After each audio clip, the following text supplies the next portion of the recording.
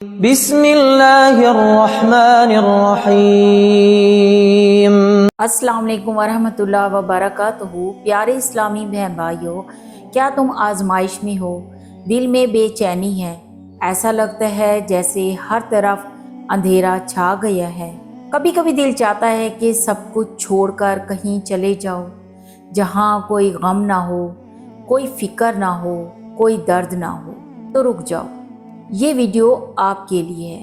اس video کو آخر تک سنیں اور یقیناً اس کو سننے کے بعد آپ کو اپنا غم، اپنی آزمائش بہت کم لگے گی انشاءاللہ۔ تم یقین جانو، تم اکیلے نہیں ہو۔ ہر انسان اپنی زندگی میں کسی نہ کسی آزمائش سے گزرتا ہے۔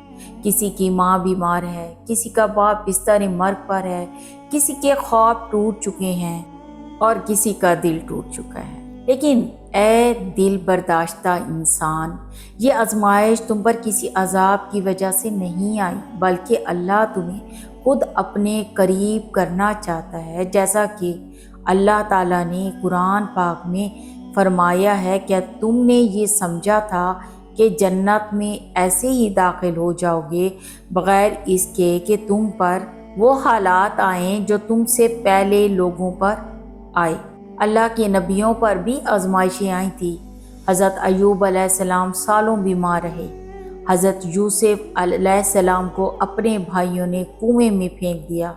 حضرت محمد صلی اللہ علیہ وسلم کو طائف میں پتھر مارے گئے، لیکن وہ سب صبر کرتے رہے، کیونکہ وہ جانتے تھے کہ صبر کے بعد سکون ہے، تکلیف کے بعد راحت ہے اور اندھیرے کے بعد روشنی ضرور آتی ہے۔ بس تم بھی صبر کرو، دل کو سنبھالو، اپنے رب کے سامنے جھک جاؤ۔ رات کے سناٹے میں جب سب سو جاتے ہیں، تم اٹھو، وضو کرو اور اللہ کے سامنے دل کھول کر رو لو۔ وہ رب ہے، سننے والا ہے، وہ تمہاری خاموشیوں کو بھی سنتا ہے اور تمہاری بے بسی کو بھی۔ ایک بات یاد رکھو کہ کوئی بھی آزمائش ہمیشہ کے لیے نہیں آتی، یہ وقت بھی گزر ہی جائے گا اور تمہیں فخر ہوگا کہ تم نے ہمت نہیں ہاری۔ اللہ تعالیٰ قرآن میں فرماتا ہے کہ ہر مشکل کے ساتھ آسانی ہے۔ یہ ویڈیو تمہیں یہ یاد دلانے کے لیے ہے کہ تم مضبوط ہو، تم اکیلے نہیں ہو، اللہ تمہارے ساتھ ہے، اور جب اللہ ساتھ ہونا تو کوئی چیز بھی ناممکن نہیں رہتی۔ جب دل تھک جائے تو اللہ کو پکارا کرو، کیونکہ سکون بازاروں سے، لوگوں سے یا دولت سے نہیں ملتا۔